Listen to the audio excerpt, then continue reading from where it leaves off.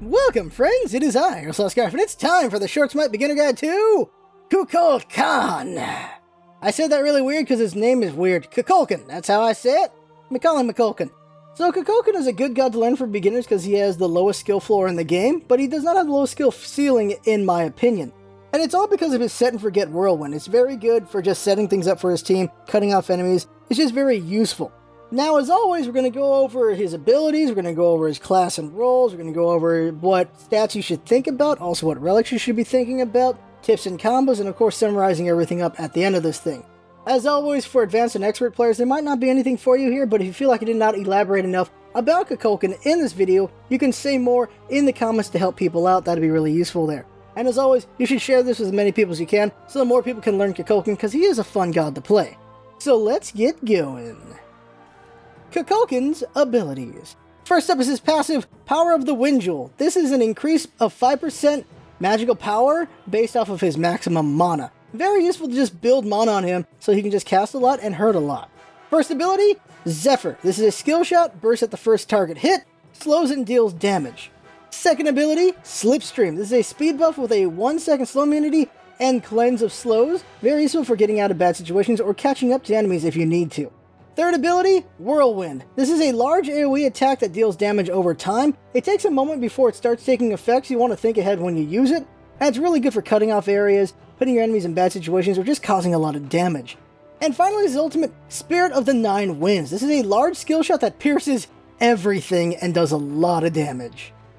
Class and roles. So Kukulkan is a mage, which means he's a glass cannon capable of lots of damage, but very easy to kill. He has very strong lane presence thanks to his whirlwind. You can just set it down and farm up very easily while just doing other things, or you can just cut off enemy units at different areas, or put them in just bad spots because of that whirlwind. Then he's got Slipstream, which will allow him to get out of bad situations. Then Zephyr can slow down enemies and put them in bad spots. Then his ultimate can destroy everything. Now when it comes to roles, he's in the mid. Kukulkan is a very capable farmer and can control the mid lane very well. Even if he's put on the defensive, his whirlwinds allow him to farm very well without much worry. He is capable of farming lane while going elsewhere to help out if needed. In teamfights, he can cause a lot of mayhem with his whirlwind and destroy enemy teams with his ultimate. And the thing to think about is, when you're in the jungle, he can choke out the enemy very well with his whirlwind, and also puts him in an easy line for his ultimate to do a lot of destruction. Tips and combos. And the first one has to do with your passive, and that is just the more mana you have, the more damage you have, and the longer you can stay up because of your mana. And who doesn't like doing that? Who doesn't like to just give it harder and last longer? Next tip is Zephyr. It is great for setting up ult or whirlwind, or just run away from enemies just because of the slow. It's just very useful. Next up is be mindful of which gods have slows so you can utilize your Slipstream well. That's just so you can just run away really well and just not get caught in bad situations and die horribly. Another one is Whirlwind is great for clearing lanes or for deterring enemies or moving them around. And this is a very important thing to think about. When you're in lane, you can put the tornado in the center for just maximum chance of hitting all 6 minions, but you can also edge it a little bit where you have the circle covering half of the lane. And what that does is it keeps the enemy from walking in that direction, so they can only walk the other way. So if there's someone who relies on being close to the enemy minions to do anything, then you can just force them to one side, which can put them in position for you to hit with Zephyr, and then hit with your ultimate if you so desire. And lastly, his ultimate is great in tight spots, and not a bad idea to cast when being chased. The delay will get enemies hurt. The idea here is, when you cast it in the jungle, because all the corridors in the jungle, you're likely to hit some people. Another is when enemy gods are chasing you because you're delayed with your ultimate. You throw it out there and they're still behind you, and then they get hit by the tip of your ultimate when it first comes out, and they're going to take a lot of damage. It's very good for setting up when you're being chased. Now when it comes to combos, there's really kind of just one combo but variation on it. That is 1-3-4. That is Zephyr into Whirlwind and then your ultimate, or you just Zephyr into your ultimate or Zephyr into Whirlwind. That's just really all it is. That's all you can do with Kukulkan because he's just kind of singular like that. Purchases for Kukulkan. And it's a very simple thing. Mana. Just build mana. Take advantage of that passive. You'll be so amazing because of it.